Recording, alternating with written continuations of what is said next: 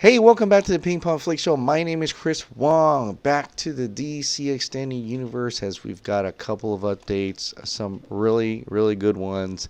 First of all, Aquaman, another image, another exclusive first look came out with the Entertainment Weekly, and now it's a little bit more of the creatures that are under the water. And this is one of the kingdoms, and these are the fishermen, and that is the king who is played by I can't really pronounce his name. Jamon Hosso. I totally probably destroyed that. But wow, he's in everything, isn't he? He's in Guardians of the Galaxy. He's in Aquaman, and he's going to be the Wizard in Shazam. That is incredible stuff. And also, you got some other characters there, and it looks great. I mean, look at that armor. Oh my God. I mean, it looks underwater creatures. It's very alive. The architect, all of that. It kind of reminds me of a little bit of Man of Steel's Krypton, but in the water. And I like that. I like that they don't all have to look like human beings. I mean, they could totally have different creatures, different kingdoms have different looking creatures. That's why I kind of imagine having that kind of an alien life, but underwater. And I think this looks great. This looks fantastic. You got the scales there and everything. I mean, this is, I want to say, judging from the guy on the right side, they're probably going to have some flippers, right? They don't have legs. They just have this, like, they're mermen, right? And that's what I'm looking at. I'm just looking at it right now. But so it looks great. I love it. I can't wait to see the monsters that are in this movie, the monsters in the trench and everything. This blows me away. This is like Lord of the Rings underwater, and I'm thinking it's going to be more epic, more awesome than we probably have ever imagined, and visually incredible, and probably one of the most visual pieces in the DC Extended Universe. I'm thinking, because the amount of stuff they're throwing in here. And James Wan's own visual imagination brought to life, using the comic books references, and of course Jeff Johns has probably helped him a little bit about the comic book part of Aquaman. So right to the big screen, and I need that Aquaman trailer now, and it's in 1 week. I can wait. Well, no, I can't. 7 more days, or 8 more days. 8 more days till San Diego Comic-Con Hall H. And guess who's coming to Hall H? Guess who's coming? Aisha Tyler will host Warner Brothers Comic-Con 2018 panel. She's hosted before, and a lot of people will remember when she hosted the 2015 one, and she introduced Zack Snyder, and she really loved him. And she had, she said herself she had some deep, unnatural feelings for Zack Snyder, and she's also the one that really said BVS forever. She really loves Batman v Superman. She really champions Batman v Superman. She's one of us, per se, and I'm really glad that she's back on the panel. I know it could have been that whole Chris Hardwick thing going on, but I'm really happy Aisha Tyler is here. And that kind of says something, because we've been kind of saying, a lot of people have been kind of saying already, that Aisha Tyler should be the one hosting. She's the one that loves BVS. She loves the Zack Snyder films. She's all in. And weird. Warner Brothers is listening. Are they listening? Are they aware that we know that she knows? And tinfoil hat on, she's saying that she's getting that same feeling, retweeting someone who of herself at the San Diego Comic-Con, bringing in Zack Snyder. So people are like, oh, is that going to happen again? Is that feeling, is that situation going to happen again in 2018? I don't want to say anything. I don't know, but I don't want to give everybody's hopes up. But it's kind of interesting that she's being put on the stage. Warner Brothers probably knows that she enjoys Batman v Superman, which tells a different narrative from how some people may have said that they don't want to think about Batman v Superman. They don't want to think about they don't want to think about Zack Snyder movies. They want to move on from it. But they've got someone who pretty much champions Batman. She openly says it. She openly says BVS forever. So Who knows? Who knows what's going to happen with that? Speaking of Justice League, though, Zack Snyder's Justice League, the fandom is incredible today. I mean, they came out in droves, in a lot. And for the 545 hashtag thing, it was arranged by, I believe it was arranged by Fiona, Vinaldo 7, DC Movie Page, all those guys. They all put this thing together for hashtag 545. And it is to raise funds benefiting the nonprofit American Foundation of Suicide Prevention. The movie is in honor of Snyder's daughter, Autumn Snyder, but in a way connecting to the hashtag, give him a little of justice, because he lost his daughter during the time of him filming Justice League, and it's too bad his work, to who he probably would have put the movie in honor of Autumn Snyder, but he never got a chance to release that, and that's why they're kind of hashtagging both things. But it's in more of just a movie, and it's a fundraiser. I gave a little bit, everybody gave a little bit. I think at the time of when I saw it, it was over $1,000. So that is incredible to see a little bit of positivity, how our movement could be helping others, and not just trying to get a movie. It's more than that. It's getting creative art, or the having a chance for the creatives to tell their story, of the one they want to tell, without a committee or a corporate involvement in it. And also now we're also suicide prevention nonprofits, and we're trying to fundraise for that and be awareness, for people who have lost their loved ones and things like that. This could prevent that from happening if someone could get on a phone and talk to somebody from the suicide prevention hotline. I think this whole movement just adds to that, and I cannot be more happy to be involved with that. Thank you for you guys for founding that, putting that together, the hashtag 545. I think we made a real big difference, a real big difference. Also, there was another video that came out today, and it was from John Aaron Garza, and he put out a video about a little, kind of comparing, if you liked Wonder Woman but you didn't like the movies from before, you'd be pretty surprised how that Wonder Woman is a lot of influence from Zack Snyder films, and he goes into 300, Watchmen, Sucker Punch, and of course, Batman v Superman and Man of Steel. But the things that you enjoy, that you probably loved in Wonder Woman, then you gotta, at the same breath, love the stuff that Zack Snyder has done, because all that influence is part of what Patty Jenkins has done. And we all know she had asked Zack Snyder and to help her a little bit with the action pieces, in how to film those. I don't know if he actually helped her film that, or he just choreographed her things for her. But she did come out and say that he helped her with some of the scenes and action scenes, and he's a big influence for her film. So I love that video. I'm gonna link that in the description below. Check it out. It really brings forth, for people who didn't like the Zack Snyder's film before, and if you really enjoyed Wonder Woman, then you really got to look into yourself a little bit. You really got to think about what you've just been, angry at, and what you're actually in love with. Because if you love Wonder Woman, I'm sorry, but you got to love Zack Snyder films. Because Man of Steel and Wonder Woman, I could go into the whole thing about how that is really almost, very similar in the same movie, very similar in how it's done, very similar how the protagonist and antagonist get, are the conflicts they have with each other, be it Ares and Wonder Woman, or Superman and General Zod.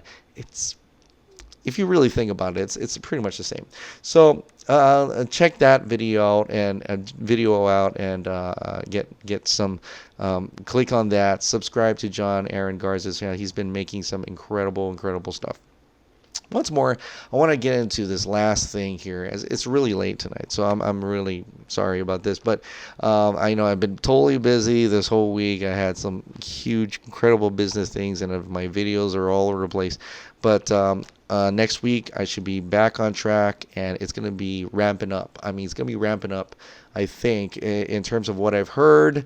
Man of Steel 2 possibilities, Aquaman test screening possibilities, And not Aquaman test screenings. I mean Aquaman set visit possibilities. Who knows? But Man of Steel 2. Hopefully they can nail something down with Henry Cavill. It's being rumored right now there's some kind of contract negotiation. So hopefully, come on, Warner Brothers, don't do anything stupid. Get it going. Man of Steel 2 or Superman sequel. Get it going with Henry Cavill. He's probably huge. He's a bigger movie star now because of Mission Impossible 6 Fallout, and he's reloading his guns so he can be Superman again. And I think you guys should really, really nail that down. But Justice League, Jay Oliva has dropped even more bombs. I mean, I cannot believe this. How we thought that Justice League Part 1 and Part 2 was being filmed at the same time, and I even did videos on it because that was the original idea that the bloggers have said, or even the newspaper, or even the media were talking about how Justice League Part 1 and Part 2 are merging into just one Justice League movie, right? And so we got that thing in our minds. And I'm thinking, okay, if that's the case, then Justice League Part 1 was probably them getting all together, then fighting Superman, and then just Part 2 is Superman, and then a Steppenwolf thing, and then leading off with Darkseid and stuff, right? So that's what we initially thought with Part 1 and Part 2. But then Jay Oliva drops this today. I just cannot believe it. Okay, so not when he said about Part 1 and Part 2, said not really. The events planned for Part 2 are nowhere seen in the Justice League film.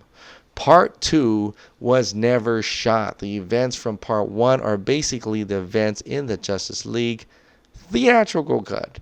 There was no plan to shoot it back to back because Flash and Batman were next in the production pipeline. Kind of hard to shoot 3 films at the same time that basically use the same cast. What? Like, you mean to tell me there was an idea for Justice League Part 2 that we didn't even see a glimpse of in the Justice League movie? Meaning, the Justice League movie we're going to, saw in the theaters was basically Justice League Part 1. What was Snyder's cut? What is the original Justice League Part 1 Snyder cut now? To lead that there's some kind of cliffhanger to get to Part 2, but we haven't even seen it. Oh my God. I know I was going to say I was going to be satisfied with just the release, the Snyder Cut, and I probably will be. But depending on what he does with that, what compromises he had to achieve in order to release the Snyder Cut, is it going to be the Part 1? Because if it's his intention at Part 1, it's going to have some kind of cliffhanger, then my God, I'm going to want to see Part 2. Don't you want to see Part? I'm like, that's if it's a cliffhanger, I'm going to be like, God, I want more now. But if he releases something, and if it ties up nicely, it's just in a little ribbon, and it's nicely put, and it has like a happy ending, which I believe is like his second or third compromise within trying to get it to the Justice League 1, not the original before Jeff Johns or something like that. Then that's fine. I mean, it begins, it ends, but at least he approved that, and that's the version he got. But the original, I don't think he would, if at any case, because that would actually spell more continuity problems, But if it's like Justice League Part 1, and it has some kind of cliffhanger, and you're like, there's something, maybe there's Darkseid or something, and it opens up to a whole nightmare Batman sequence, and it's all Mad Max Fury Road style, the whole Justice League Part 2, and it's going to Flashpoint, and all. I mean, I'm gonna bring Zach back. That's what's gonna happen. Okay, that's what's gonna happen. But it's a little bit hurt. I'm a little hurt. I mean, I wish I didn't know that. Like, I wish Jay Oliva didn't tell me that, because now it's gonna be ingrained. Like, I'll always be a little disappointed.